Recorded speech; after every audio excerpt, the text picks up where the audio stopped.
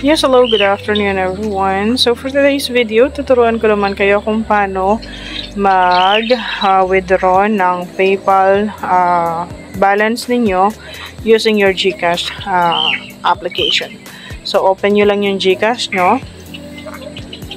By the way guys, na-convert ko na pala yung pera ko sa GCash, ay sa PayPal in Philippine Peso. Kasi importante yon when it comes to cashing in sa GCash kasi hindi tatanggap si GCash ng US dollars. So, kailangan i-convert mo muna yung pera mo from your PayPal to USD, from USD to Philippine Peso.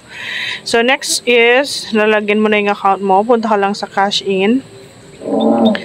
Tapos, punta ka dito sa, in-add ko na siya sa my favorites. Pero kung wala pa siya dito, search mo lang siya dito. So, PayPal, ganon. So, makikita mo naman. So, yung available balance ko is 5,034. Makikita mo na dito. So, i-enter mo lang yung amount. 5,034.88. Okay. So, next, confirm.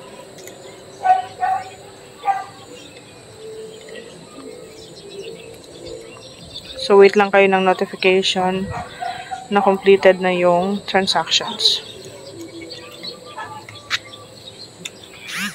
Ayun. So, as you can see this one also, naka-receive na ako ng text message that naka-receive ako ng 5,034.88 from PayPal. Same with here sa email ko. So, yun lang guys. So, check natin yung GCash account ko. Ayan. So, na-receive na natin. So, that's it. Ganun lang siya ka-easy. So, I hope you've learned something from this video. So, please like and subscribe for more videos like this. Thank you so much. Good day.